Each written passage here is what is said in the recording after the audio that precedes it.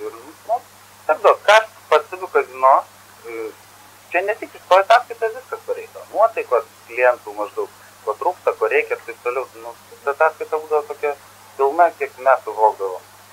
Forma tokia paprasta, ar mes elektroninį formą viską surašyta. Ir kiek išlošia ir taip toliau. Visą viską dabar toj byloj, kur yra tiesa, tai figūruoja tik vienas Makėjevas, kol kas, kad čia, va, tai jisai buvo tas žmogus, kuris išlošdavo ir ten kitų žmonių paskui vardų būdavo laimingai forminami. Ar kad nors buvo dar daugiau asmenų, kurie irgi užrašydavo? Nu, kitų asmenų vardų laimėjai. Manau, kad būdavo ir daugiau. O tu neatsimeni savo darbo dar paskui? Tai, kaip taisyklė, turėtų būti tik tokie, kurie lošia dažnai ir didelėm sumom. Nu, aš galiu pavardinti galbūt žmonės, kurie lošia didelėm sumom tenai iš tų.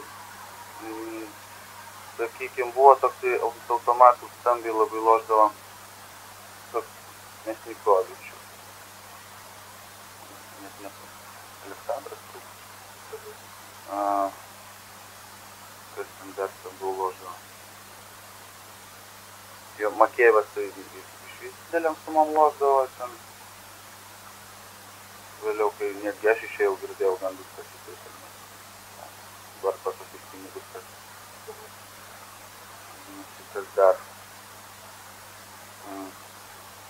Tai automatų nebuvo taip daug ten lošėjų prie stalų. Aš negaliu žinokit. Goras Mirzojanas toksai buvo armėnas. Kaip patogus klientai? Tokie jo, nu, kurie loždavo ant automatų. Nes būtent iš tikrųjų, tai aš taip suprantu, iš tikrųjų automatų yra problema, nes stalų vas, kad puikiai pavyksta skaidyti tos išlošimus. Nu.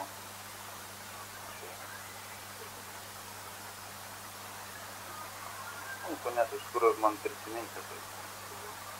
Tai iškičiau tos pavardės, kur suvardinai, tai jie taip pat kaip tu kažkaip asmenų vardais formindavo. Nu, taip, jeigu tenai didelė suma, aš manau, kad jie taip tą patį darydavo.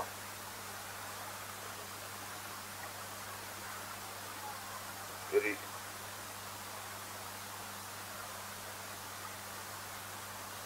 sakyk, o dabar, bet gal gali papasakoti apie tas aplinkybės, kodėl tu išvyks, kas žinau?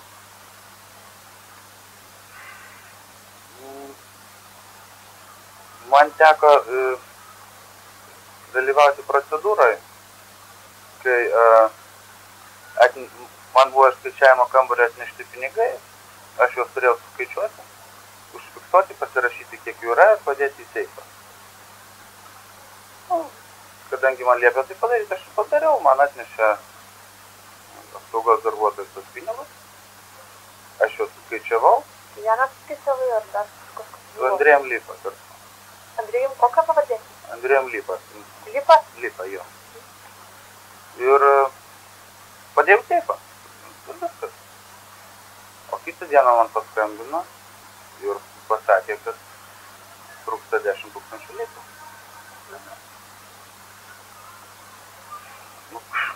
Aš neturiu jokio supratimo, kaip galėjo atsirasti tas trūkumas ar dar kažką. Ir kurį laiką aš vis tokia nežinomybė, nežinau, kiek ten laiko tas trūko. Vėliau mane pasikvietė, sako, mes įtarėm, žinom, sako, kad tu paėmė tos pinigus. Kaip aš juos paėmiau, tai aš neturiu jokio supratimo, nes aš ten buvau ne vienas, juos skaičiavau galų gale. Ir man sako, tipo, nu, tu mums galingas, sako, išeik jau iš darbo, nors turėsi arba atiduos, tos pinigus turėtų problemų. Aš gerai, išėjau. Kas ten tau taip sakė? Tas pas Andrėjus ar ten dar kažkas? Andrėjus sakė, jo, ir šitą salės vadovės buvo pokalbis dar su juo. Va, ir kad tu atseit neturėtum problemų čia, jeigu nenori turėti problemų maždaug, ten kažkokių ten bylų ar dar kažko ten, ir taip toliau, maždaug įforminam mes tą tavo skolą, tu mums ją atiduosi, metai ar pusantrų ten, kiek tu susitarti. Ir viskas toliau, taip gyvens tau. Ką aš, realiai gyvenime iš tikrųjų, mažai ką moku tik tai kazino ir jeigu pasklistų kažkoks toks dalykas, netgi gandų lygyje, aš jokį kazino Lietuvoje tikrai neįsigalinu ir visiškai nesąmonė. Todėl buvo nuspręsta, kad mes įforminam notariškai kaip skolą tam pačiam Andrėjui. Palauk, jeigu tai yra pinigai kazino, dėl ko tada buvo forminamas tam pačiam Andrėjui? Aš nežinau, kad, ką žinau, neiškiltų gal ten su ataskaitom, jom kas nors blogai. Išskaitai 10 000 ten niekas nepastebėjo, pakeisti išskaičiavimo kambario, dingsta 10 000 ir niekas nepastebi.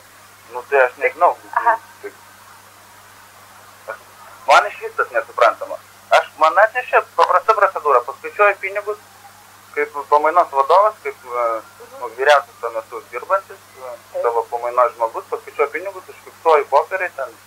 Šitie pinigai iš kur ten? Nuo stalūno, kur ten jie? Iš kur ten? Aš nežinau, paprasta vadinamas toks dropboxas, geležinė, metalinė. Tau atneša, tu net nežinai iš kur pinigus? Taip, ir suskaičiuoju. Aha. Ir toliau vyksta. Mes taip atsistaigiai išsiskyrė. Tai tu pasirašy pas notarą? Taip, mane tu skolingas 10 000. atleido iš darbo pagal savo norą. Aha. Visą labai. O tai kas ten tie pinigai, jeigu tai 10 000 negalėjo šitas? Tenai, aš dabar nepamenu tiksliai sumos, kiek ten mes suskaičiavom, bet ten buvo ryškiai virš 100 000. Įvairiam kultūrom. Tai gal čia kokia nors neoficialūs pinigai, jeigu jie gali 10 000 dingsta ir jie apiformina kaip paskolą, kad tu pasiskolini iš Andrėjaus? Aš neturiu supratimo. Pasakyta maždaug, tu daryk. Reikia suskaičiuoti iš kur, jie kas, aš nežinau, kurie eina iš atėjo iš skaičiavimo kambario, kai man sakė atnešė ir eina į seifą. Tai vadinasi viskas tvarkingai, po raktu guli, tai turbūt ten ne kažkas. Daug kas, tas seifo raktus turi kas ten atsakingas už tą seifą.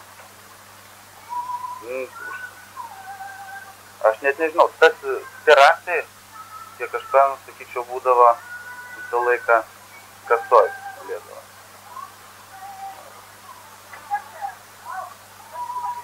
Kad jos galėdavo paimti, man net iš tikrųjų nelabai. Ir kaip ten baigėsi paskui ta paskola, vadinamoji? Taip, aš dar turiu laiko ją atiduoti. Bet jie reiškia nekibina. Ne, kaip manau, yra sutartis, yra terminas. Jeigu tas terminas baigsis, tai aš nežinau, tai turbūt kažkokiu teisiniu būdu sprendžiama.